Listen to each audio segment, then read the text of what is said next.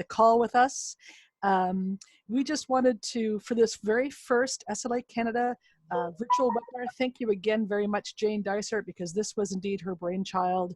And thank you to Dysart and Jones for sponsoring, being the first sponsor of the SLA Canada chapter or community by providing us with this Zoom platform that we're reaching you on.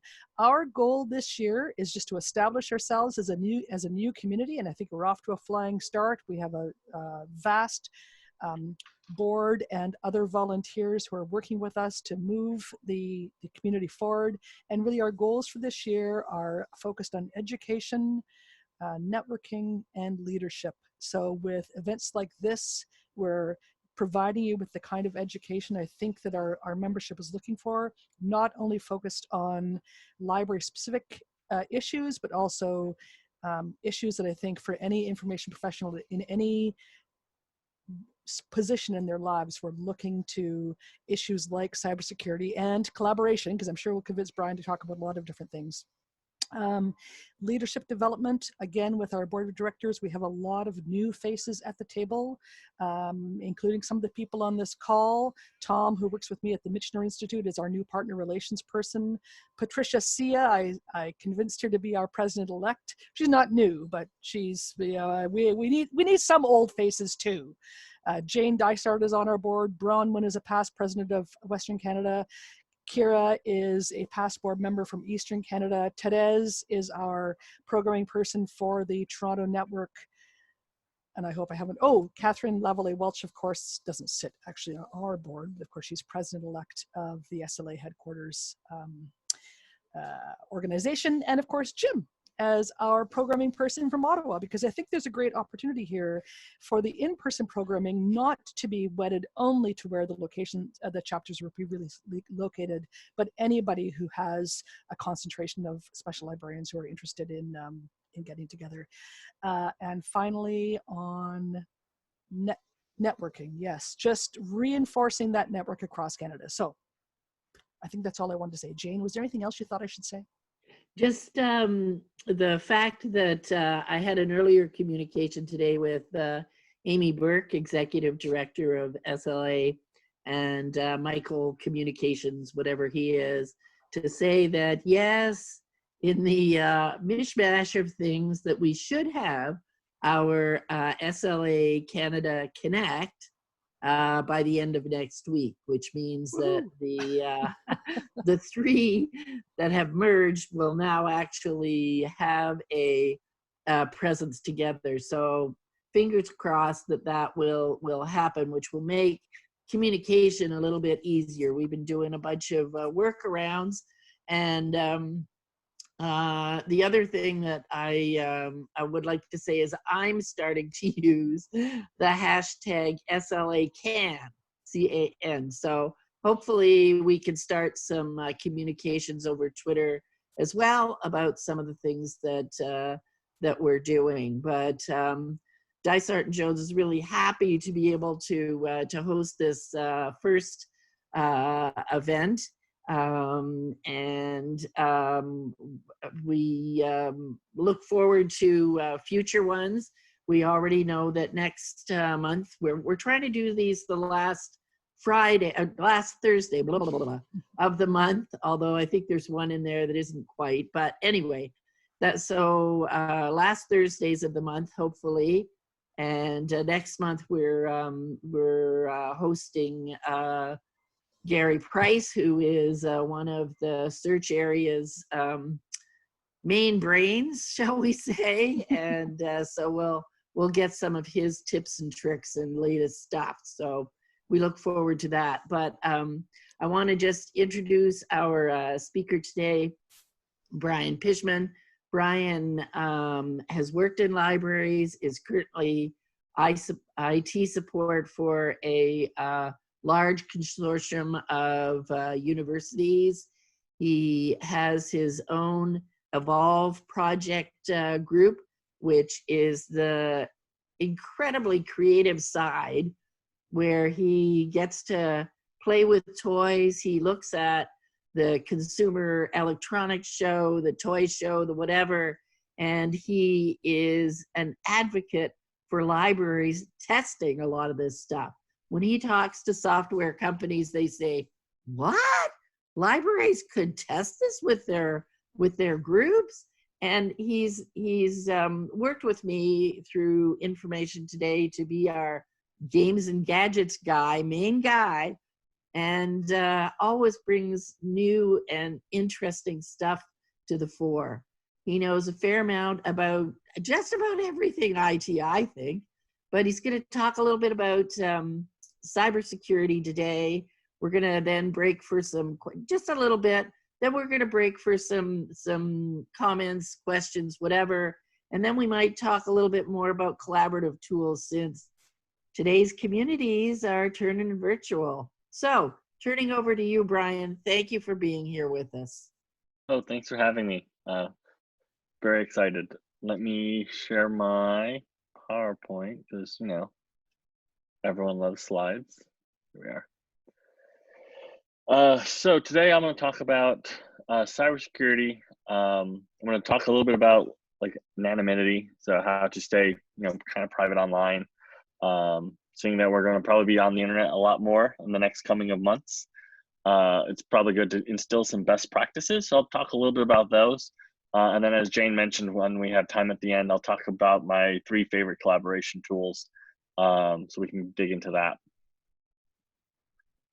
So the first point is, when we talk about anonymity or being invisible online, there's a few reasons why people like to do that. Namely, is to hide where they're geographically located. So I don't know if you knew this, but every time you hit a website, I could probably pull that up and show you. There's a map that depending on the software you're using, you can see where people are accessing your website from at any given point in any given time, which means everyone uses these tools. And so some people don't like that. So being able to be invisible online will allow you to prevent some of that web tracking, gets rid of your digital footprint, and you can also bypass any bans or blacklisting of IP addresses. So the most common tool that people use to be anonymous online or slightly more secure online is a Tor browser. And all that is, it's a web browser like you would see with Chrome, Firefox, Google Chrome, Internet Explorer, Safari. Just another browser that enables you to have a little bit more privacy. And the way it'll work is, when you open up the browser and you ask for a website, it's going to ask a nearby server, hey, this person needs to get from point A to point B to point C, but it only knows about point A and point B, and doesn't know about point C until it gets there. And so the idea is that through all these relays, it's really hard to track where I'm coming from and what I'm actually trying to access, because if there was someone sniffing on the network, it'll only see where my current destination is going to be from relay to relay. And so I always get asked, well, how do I hide my 800-pound gorilla? You know, how do I stay a little bit more secure with what I do? And so, especially in today's world, while we're working remote, we're probably going to be accessing private information or files and data. The best thing to do is encrypt that data through a VPN. Some VPNs can also anonymize your browser history, your searches as well. So not only do you get encryption as you do your normal web surfing, it'll also hide your location and who you are. I always tell people that if you're using this as a tool to, you know, be private, don't open up your bank account on it, and don't open up Facebook and whatnot, because then obviously if someone was sniffing and they figured it out, well, Brian's using a VPN today, and because we know it's Brian because he opened up Facebook. So people utilize VPNs for privacy, but also there's a lot of good security tools on it as well, because again, it encrypts your data and what you're accessing and what you're viewing. There's a whole bunch of options that are out there. If you are looking for more privacy, some actually, like all US-based VPN companies are required by law to log your history. So then again, defeats the purpose of using a tool if you're trying to be private. So just read the reviews to find out if there's any logging that they do, if you wanted that anonymity. So to compare the two, Tor and VPN, Tor basically anonymizes you, and VPN keeps you protected in terms of encryption and data. When we talk about free Wi-Fi, it's always good to know that it's very easy to sniff and snoop on people connecting to open Wi-Fi networks. any public Wi-Fi network, there's a tool called Wireshark, for instance, that you can run on a laptop. It's a free program. It's like a click to install, and here's what you do with what you want to accomplish. You can monitor people's emails on an open, unencrypted Wi-Fi network. If someone has an FTP account, so not an S in front of it, you can see what they're typing in for their password. Sometimes people set up network shares as an FTP account, so then people can see your network logins as you're plugging away at a Starbucks, thinking you're going to be safe. But like I have a master's in information security, and my thesis was I did two. I did one where I wrote a security plan for my library, and then I also did a snooping test at public Wi-Fi locations, including a library and a Starbucks, where I logged what people did for a given day. And it was, obviously I scrubbed their names out of the data, but it was really kind of frightening about the amount of people that utilize free Wi-Fi and do work-related things without an encryption. So if you were to use free Wi-Fi, use a VPN to at least encrypt that traffic and data, so you're a little bit more anonymized and secure. The other thing to keep in mind too is if you are using public Wi-Fi and you're worried about them knowing you were there, I always tell people to change their computer names or their phone names. So if you look at your iPhone, for instance, it probably says your name's iPhone. So anyone can find out, hey, Brian's at a coffee shop because I see Brian's iPhone. If that made you uncomfortable, I would encourage you to change it. So my iPhone is a series of random letters. I just thumbed really fast on my keyboard. So now if that address appears anywhere in the world, no one knows who it is and who it belongs to. It's very random.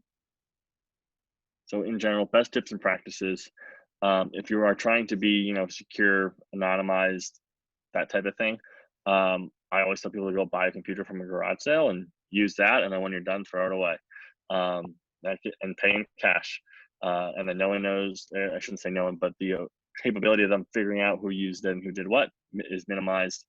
If you are using public Wi-Fi, don't make purchases with a credit card, because not all websites are set up securely. You might not notice it, but inside of a browser, there's a little top left, there's usually a green lock that says secure.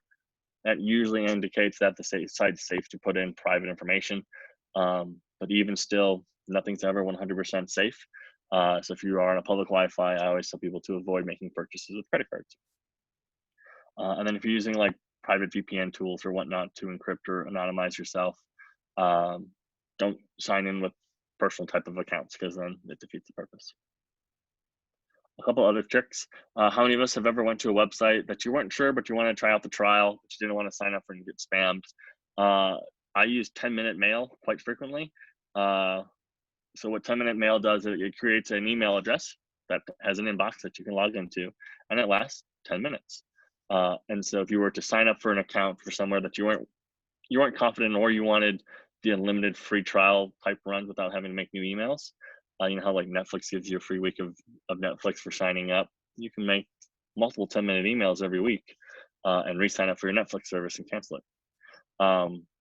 But anyway, so 10-minute mail gives you an inbox and it disappears after 10 minutes. You can click a button to extend that time. So let's say you were waiting for some responses or whatnot, you can do that on that website. And then cleaning your computer as well. A few tools, Doctor Cleaner or Eraser, will completely overwrite your computer. So if you were to get rid of your laptop or sell your machines, I would tell you to run one of these tools because it makes recovery a lot harder. So that's that. Other tools to keep you protected that aren't free: Identity Guard and LifeLock. They have paid services that will monitor your identity if your passwords have been compromised online, or if they're being currently sold, like any information about you is being sold on the internet. Sites to monitor when data gets breached. It's Have I Been Pwned, PWNED.com. What that tool does is it monitors your email address that you tell it to monitor. And if anytime there's a breach or your data appears on some type of data set on the dark web for purchase, they'll tell you about it and say, hey, you might want to change your passwords if this is the account it was associated with. So if you use the same password, you're in for a rough time.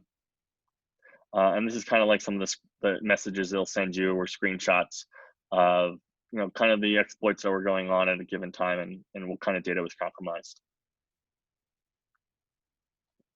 The other thing to do while you're working remote, since you may not have the ability to walk over to your reference librarian and ask a question, is to know that Google isn't always your friend. Sometimes when you Google things, like if you were to Google how to download Firefox, there's a good chance that one of the first search results is not going to be the Firefox browser and some sort of virus or trick to get you to download something you don't want. So always be cautious when you're Googling. The other piece to do, especially now with everyone working remote and the concerns of people being able to sniff networks, using something with dual factor authentication helps mitigate that risk. And all that is when you sign in with an account, it'll ask you for another piece of personable identifiable information. And this will be either a text message or using an app that gives you a code. You type in the code and you log in. So in the chance that someone hacks you and knows your password and logs into, let's say, your Google account, they're going to be asked for another password that's randomized every 10 seconds. And so they won't be able to, it'll be a lot harder for them to log in unless they had your phone or a way to trick that. And then when purchasing things online, because a lot of people are probably going to get bored and want to buy things like myself, and you might stumble on websites that you're not really sure about, but there's a really good deal and it's worth the $40 risk, but it's not worth getting your credit card stolen. Use a tool like privacy.com. I gave you a link with a referral code on it. What privacy.com is, it creates a virtual credit card that can be used for that specific website, and it'll only work for that specific website. And what's even more exciting is you set thresholds. So you can say how much are they allowed to spend every month, every year, every day, or in total. And so if I sign up, so I use this when I sign up for subscription sites, because I always forget to cancel.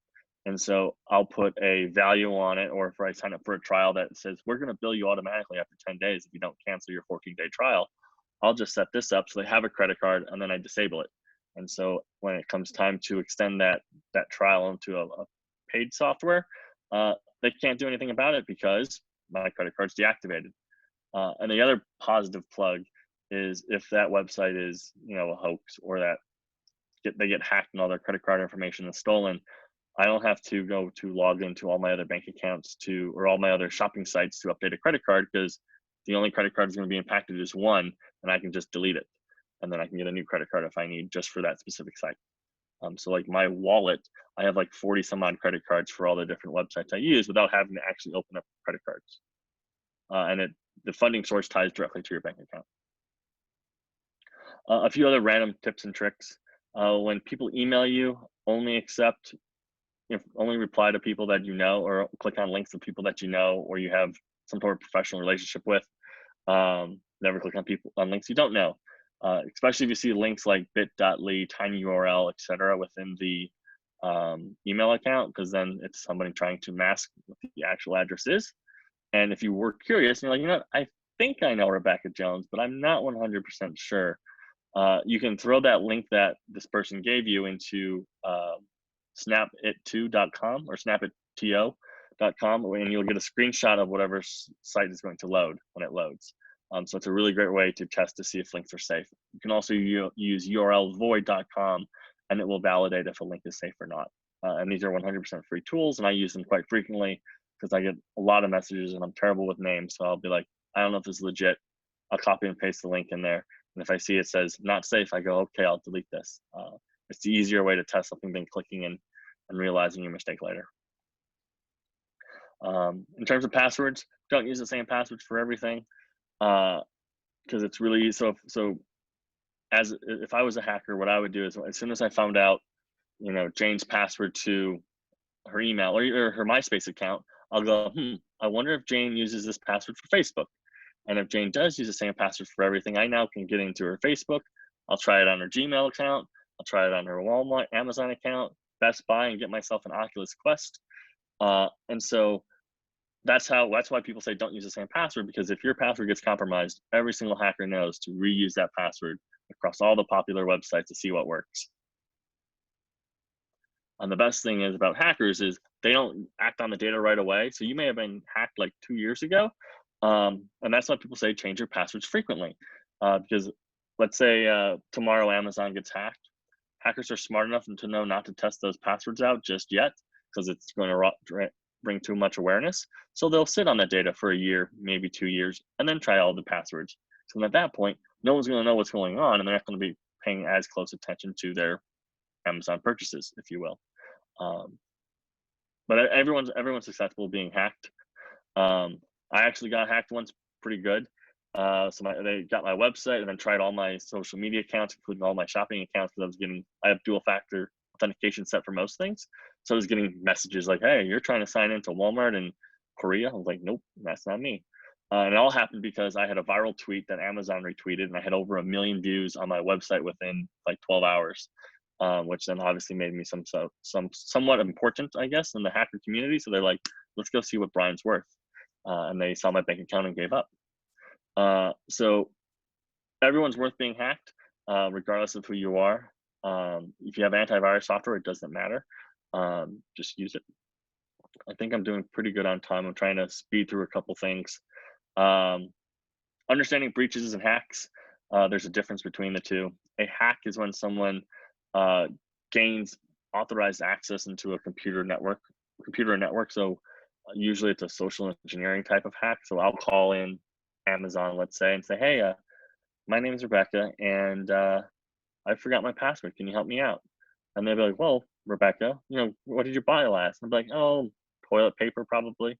And they'll be like, yeah, that matches up. And then they'll try to help me reset the password. So it's really easy to do social engineering type tactics. And so on the other end, as you as a person, if you get a call from the taxing body or even Amazon or Microsoft even saying, hey, we noticed a problem with your computer, those things don't really happen. Microsoft's never going to call you to fix your computer. They don't care. They know you'll just spend more money and buy a new one. So always be hesitant. If you are concerned, like if your credit card company calls you and says, hey, you've been hacked, we're going to fix it. Can you give us your social really fast? That won't happen. But those are the social engineering tactics. People are in a panic and yeah, here's my social, fix whatever you need to fix. And now with the whole coronavirus, people are really upscaling the type of threats and basing it off another threat. Because now I'll show you this screenshot. So I gave a website that's kind of keeping track of all the latest and greatest email threats where people are trying to pose as the Ministry of Health, some health department. Hey, your family member is in the hospital for corona. Please click this link to see if you interacted with them. And unfortunately, it's malicious times. And so just be more cautious of the emails you're getting, especially if it relates to some sort of national emergency. And the other piece that I always like to use, so if you're using your Google account for a lot of things like myself, there's a way to where you can check your connected devices. If you go to your account and then click on the security tab, you'll see these options of all the connected devices that you have and when you connected to them last. As well as if you ever went to a website that says sign in with Google, you can see all the accounts that have ever been associated with it as well. So then if you notice a website that, I don't think I've ever signed into that app, you click remove. Or you go, I don't own an iPad, you would click on it and hit remove. And this will help kind of prevent some of those dangers. And that's it.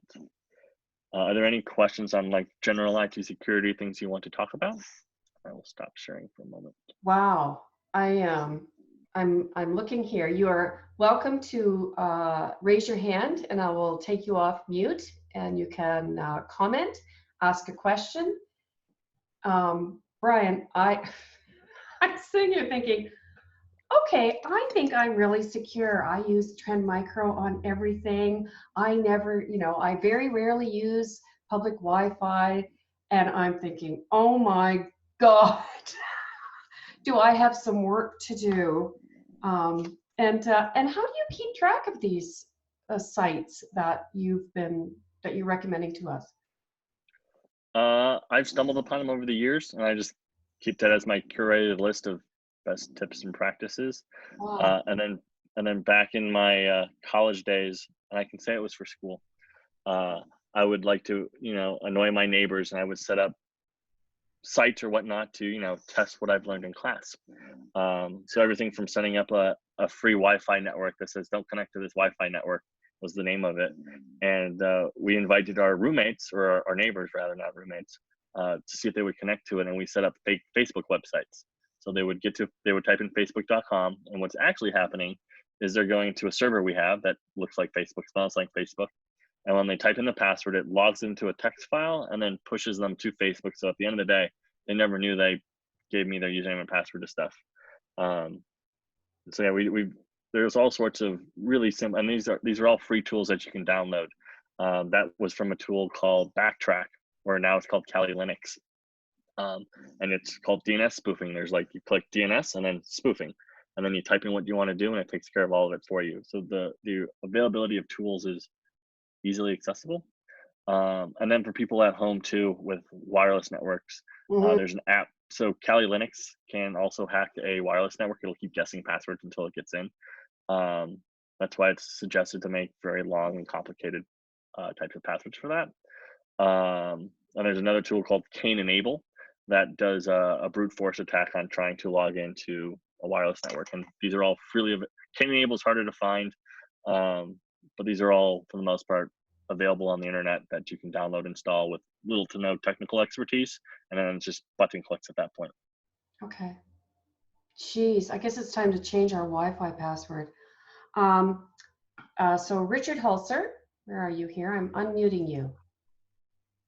Hi, Richard. Hello.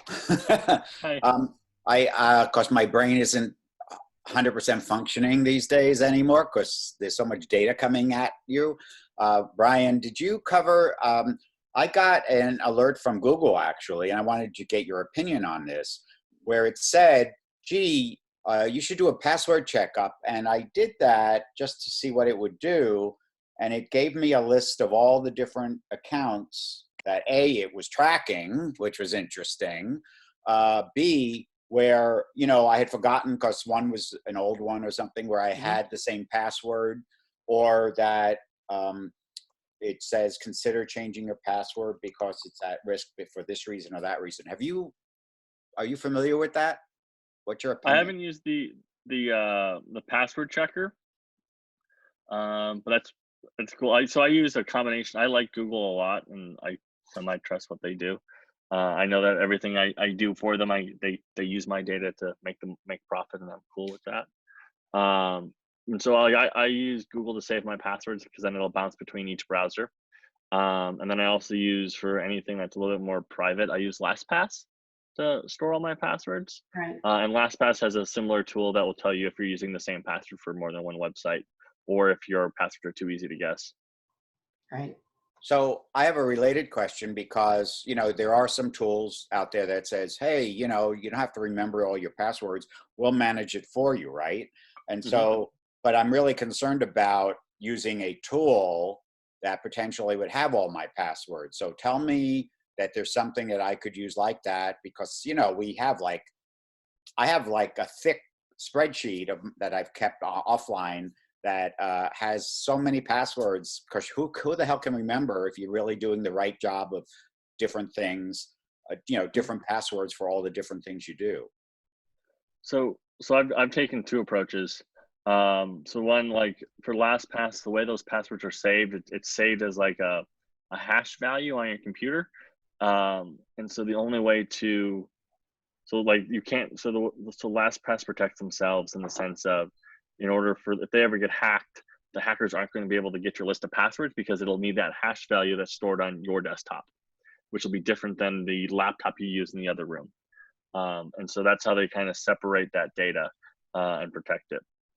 In terms of remembering passwords, so I actually remember all my passwords, and they're all different.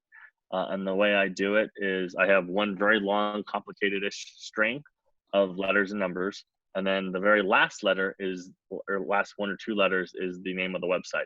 So Facebook, I have my complicated password, and then FA. For my bank account, which is Chase, I do CA, or CH, sorry. For LinkedIn, LI, so on and so forth. And so hackers aren't going to think that way. They're not going to, if they're going to get a dump of passwords, they're not going to go look at the last two letters and see. They're going to just use a script to power through all of them. And so that's how I do it. It's easier that way. Well, that was worth the price of admission right there. Right. Very interesting. Oh, I'm sorry. And I have Stephen. So thank you, Richard, for getting us started here. And now I'm going to Stephen Abram. I got you here, Stephen. There we go. And he's got his hand up too, lower hand. And I just lost Stephen. There he goes. Unmute. Stephen. Hi, Brian. How you doing? Hey, good. Nice to hear from you. Yeah, I'm just not putting my video on. But I'm seeing all sorts of warnings about Android and iPhone apps that parents are downloading for their kids during the lockdown. And they're bad. They do bad things. And it's similar to that Russian app where everybody was aging their face and it was collecting data like crazy and no one knew it was a malicious app. What kind of advice should I be asking public libraries to give to the parents about their kids going crazy, downloading all sorts of new apps that are opportunistically doing bad things? I guess that's a tough one. There's two ways to kind of go around it. Every time you download an app, either Android or Apple, it'll tell you by downloading this app, you're going to give this, and this, or you're going to give access to this, and that. And so things to kind of look out for is like if you're downloading a game that all of a sudden says, hey, we need access to your contacts, it's probably not the best to install it, because why do you need my contacts if I'm playing a game? And some of it's for legitimate like marketing reasons, but those are some of the things you can look at to see what kind of access they need and why do they need it. When they ask for like geolocation, again, it's usually for marketing, but you can turn that off per app, and that helps kind of mitigate some of that risk. For most of the apps that we'll see that are more malicious in nature will be created recently. So look at like you can hit like the review tab on, I don't know what it looks like on Android, but on an iPhone, there's like version history and see when it was created last. And it was created, years ago with a lot of reviews. It's probably going to be safer than an app that was created yesterday with 10,000 reviews. That's not possible. There's some type of script that probably went through to make up all these fake reviews, and it seems unlikely that would occur. So I guess it would be a combination of those two, is seeing what they need access to and why when you go to download the app, and then two, like how long has it been out in the wild, and then if it's been only around for a couple of days, then I would wait. There's other apps out there. Wow. Tom.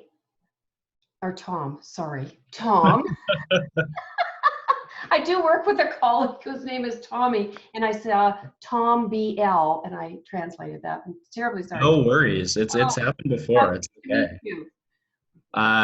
Yes, lovely to meet everyone. Just a quick question from a best practices standpoint. I often tell my friends not to use their Visa-enabled debit cards online and to use their credit cards instead. Maybe I should turn on my camera here. Hi. Simply because you should not be saving your credit card information on company websites in case the company website is compromised in some way.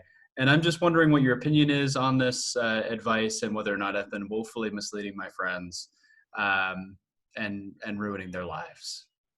No, so for me, like I store but I use that privacy app for most of my online purchases, and I use that. So if I really want to buy something and use my credit card, I'll use that option. But ideally I'll try to use PayPal first, because PayPal will back my purchases. They have that buyer and seller protection on it for almost all your purchases too. So if you bought something and never arrived, you can dispute that with PayPal, and PayPal will refund your money for you. And so I guess your options would be like use PayPal if it's available, and if it's not, I use privacy. So then my actual bank account will also ensure things that I pay with, because it'll be like a debit transaction for the most part. It ensures that too. And so I use that as my checks and balances. Because to your example, if a website gets hacked, then all those credit card information will be hacked as well, or potentially hacked, and I don't want that. And then if I use my credit card for other services, then I have to go and update everything. So privacy is my risk mitigation. Worst case scenario, one account gets hacked, and if I put the limits in place too, because you can put thresholds of how much you can spend per year, per month, etc. I have my threshold set, so I can't get charged thousands of dollars because I said, hey, I'm only going to spend $20 a month on said service. So worst case, even if I can't get my money back, I'm only out $20 versus a lot more. Right. Wow. Thank you so much, Brian. And I know like we have about 15 minutes left, and I will keep watching for questions. And Stephen, I'm sorry I didn't see your hand. I was so engrossed in this. And but I do also know, Brian, that you wanted to share some of the best collaborative tools that we should be looking at and working with our clients, both internal and external to our organizations. Yeah, let me flip back to my PowerPoint. I'll just cover my 3 favorite apps that I use for my own business. So I use a tool called Slack. It's basically fast online collaboration. It's 1,000 times better than email, and you can categorize conversations. So if you're working in a team environment, or if you want to build integrations, it's phenomenal. I'll show you what I mean. Free conference call. You get free conference call bridges. The downside is that everyone is using it now, so the lines are sometimes overloaded. So just keeping that in mind. They're doing a really good job with communication now, explaining, hey, here's what we're going to do because we know the increase is happening and we're investing money to make this better. And then a tool called Big Blue Button. It's a WebEx style meeting and screen sharing tool, and I'll show you that as well. So here's Slack. The first thing out of the gates for Slack is there's a lot of integrations you can connect with. And so I have integrations that connect to, I have an invoicing system. And so every time someone pays an invoice or requests something, it's all logged into a Slack channel. And then with the integrations, so you can do APIs, email integrations, so you can forward things over, and when it hits Slack, you can transpose that data into there. And I'll actually live show you what my version of Slack looks like. The other cool thing with Slack is, let's say you're a company and you have outside people working together. You can create guest accounts and you can give them specific access to a specific folder or a specific channel that they can communicate and collaborate with. Yeah. And then other things you can do with Slack, just as at a high level, you can set up notifications based on departments. You can have alerts going to a channel. So in my environment where we support 50 colleges and universities, we have a channel called Alerts. And every time a server goes down or whatnot, it's pinged into that channel. And all my team members know to monitor that channel to make sure nothing is wrong. And if something is on that channel, to act on it. And you can even go something as crazy as, book request at yourlibraryname.com. And anytime someone emails that, you can have Slack show that notification for you. So since we're all working remote now, it'll be very hard for people to, hey, did you grab this yet? At least now you can see that conversation unfold on Slack. Right. We do. Big Blue Button. Oops, sorry. Sorry, Brian. We have a question here about how does Slack compare to Skype? So Skype is you can't create channels, and you can't do API. I think you can't do any APIs with Skype where you can pull in data from other sources and interact with that data. Skype is just a communication tool. Teams would be similar to Slack.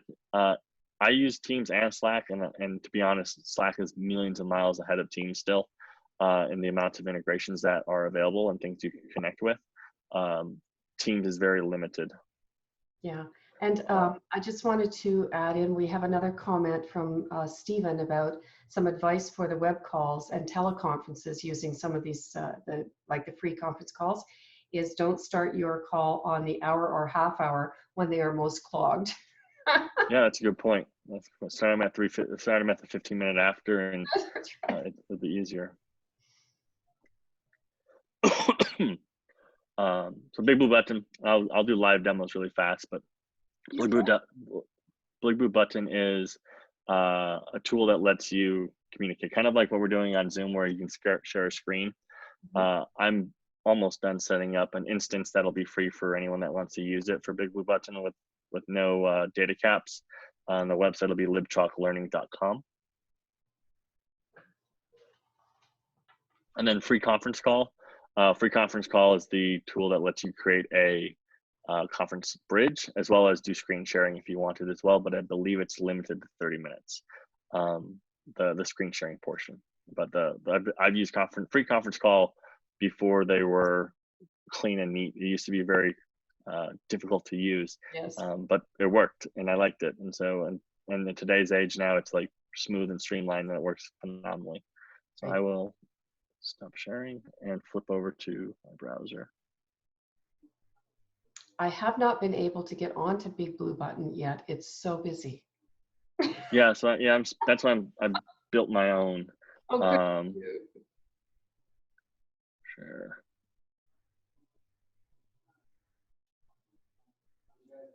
So here's what Big Blue Button looks like. On the left is where you can see your people that are joining. If there's any notes that you want to share, chat. Can I do annotations? Cool. 1 second. Because Big Blue Button is originally, for those that haven't experienced it, it's originally for a teaching learning management system, but it really is a teaching tool. Yes.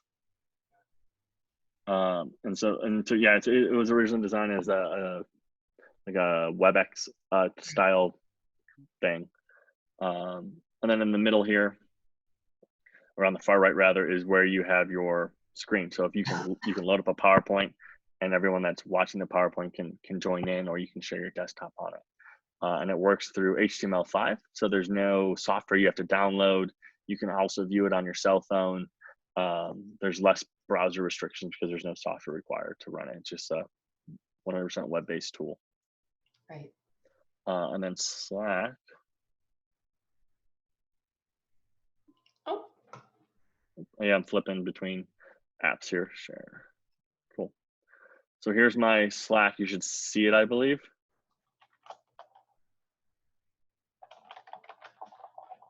So in Slack, it's people are able to, you can create conversations. You can also call out to other users.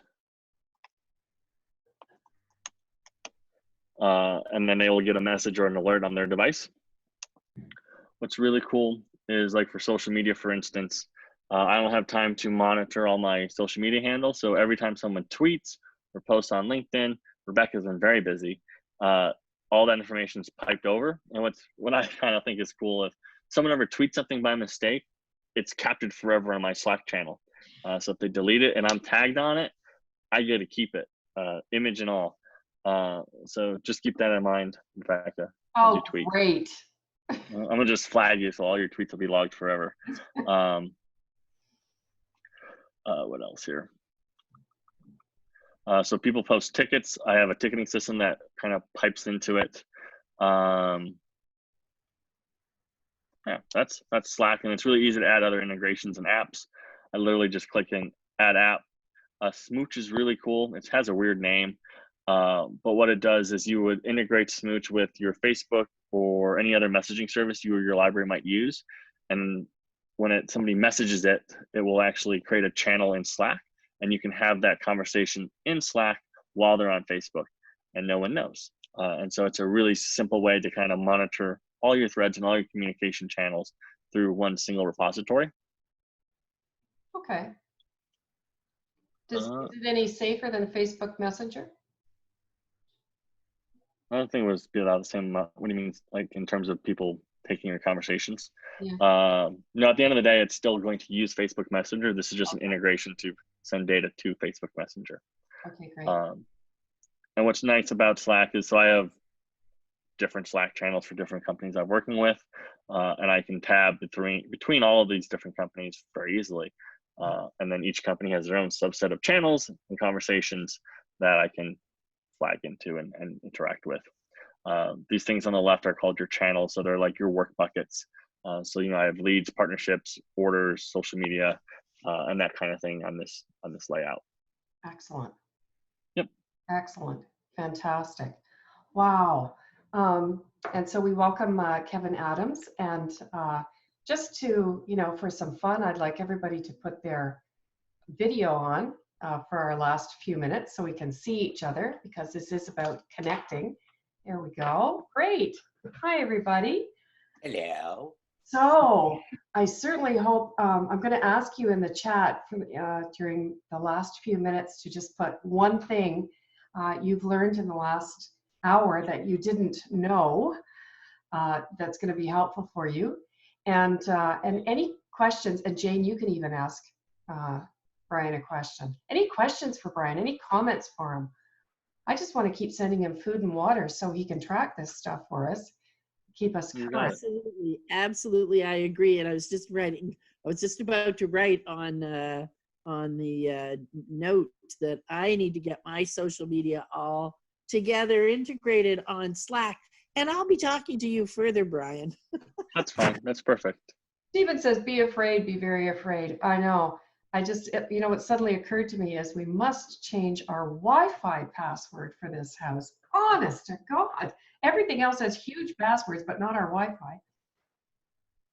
Yeah, start with that for sure. Yeah. I mean, seriously.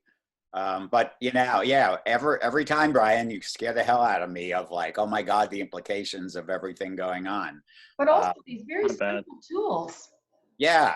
And I'm trying to say, okay, he just said 7 different tools. I need to know all of them. I can't remember, or, I don't have time to kind of get into all of that. So, and I know I've had people who worked for me in my old job who used Slack, and it was such amorphous. Now I get it, so thank you for that. Yeah, at the end of the day, Slack is just a better organized email system. Right. And then you can it's really easy to have conversations within Slack too. So you can click on this little chat bubble, and that could be tied to whatever was posted in the main header. Kind of like how in Outlook, how it folds common messages together. Slack can do that too. Exactly. So two key things, Brian. One is, all these stupid gamey things that people have on Facebook, and you mentioned about it turned out to be a Russian thing, the thing with the faces. So I don't participate in any of those surveys or anything else, because to me, every one of them, it's probably a soft way to get into you being oh, this is a nice tool or something, and then later the Russians or Chinese or whoever, the guy in Utah or something, I don't know, is going to nail you. So I don't participate in any of that, and I'm trying to get people not to do that anymore. You've kind of validated that, and then I forgot my other one, but go ahead. No, anyway, perfect. Thanks for all this. Yeah, this is good. Oh, you're welcome. Thanks for having me. Just to follow up with Richard's, and I'm sorry to interrupt you, Stephen, with Richard's comment, this will be posted both as a webinar and as a podcast on Dysart Jones. Good. Okay, and I will make sure that link is loud and clear on SLA, because we. Thanks for that. I need to go back and listen to this in more detail.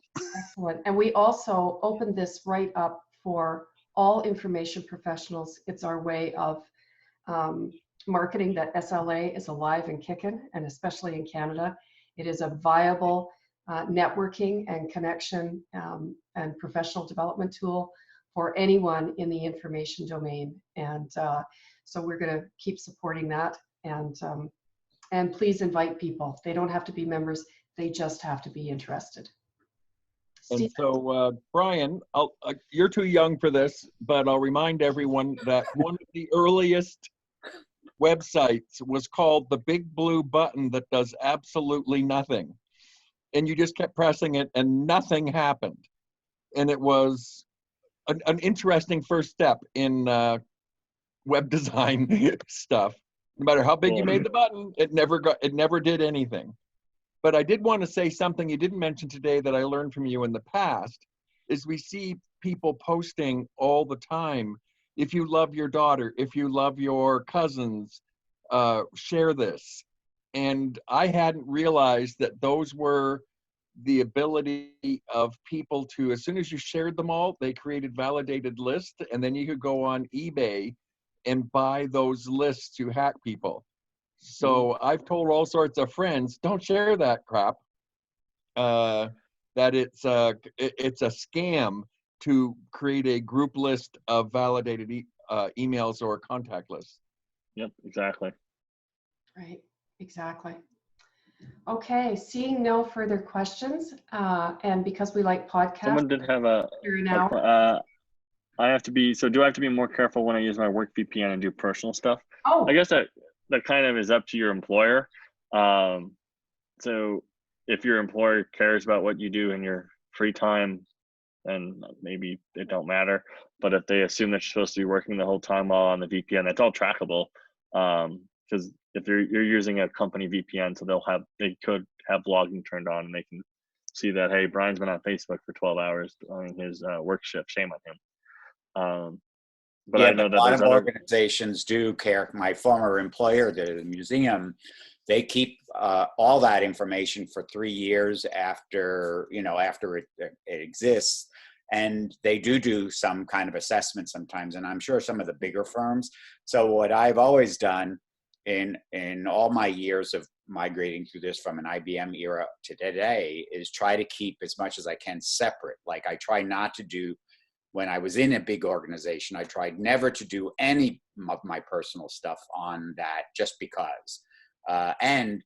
Because they can use every single thing that they own that in their minds, and they will use. If you have personal emailing transactions, they'll have that.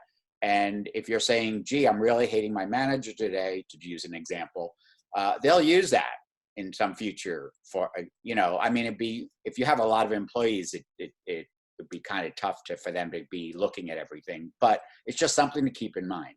That's all. And I'll also remind everyone that when you're using VPN and they're storing it, that is legally discoverable and able to be put into court. Yeah, So, that's the next step. Yes. And so they Freedom can of information. obtain it and get it if libel or slander at our level, but on things like acquisitions and mergers and all that sort of stuff, it can be a real challenge, or how well you handled a COVID crisis. So we haven't hit the number of lawsuits that are going to come out of this, but be careful out there. And one of the other things that we used to be done for us, and I suspect it still is, but I don't receive any emails from my organization saying, hey, by the way, you're one of the top 10 users of the internet in the organization anymore, because we've actually expanded our bandwidth considerably at work. But I used to get a list of sites that I'd visited and things that had happened in it. And one of the problems with that is, of course, is that with a lot of sites these days, you have things like embedded videos and embedded this, that, and the next thing. And of course, I could point to it and say, well, I went to there, but the problem is that I have no idea what's in it in terms of how it's actually used. So the bandwidth would expand incredibly because of things like, embedded videos, but you kind of have to be careful from that perspective, because, organizations have they can look at what you've looked at. And I mean, hopefully most of the time we're all being, good citizens and looking at only stuff that, we should do. But the problem is that sometimes you just never know what is included in a site and or where that information is going. So that's something also to remember, even in this day where, people hopefully are not using the stuff, but it's something that kind of was brought home to me, as I said, when I started getting those. And I just said, well, I can't control what a website has, because literally, they're embedding things that sometimes you don't even know about. And like newspaper websites will have videos where you can't switch them off. So that sort of thing is also something to remember, even in this day and age. That's great. Thanks. Just to add to what Stephen had said about court, if you work for a government organization, all that information is also still under the Access to Information Act, so it can actually been accessed as well. So we had logs of different sites politicians had been looking at. Some you might not want to see, but it's all, you can request it under Access to Information. So yeah, just to be careful. Thanks, Jim. Thanks, Jim.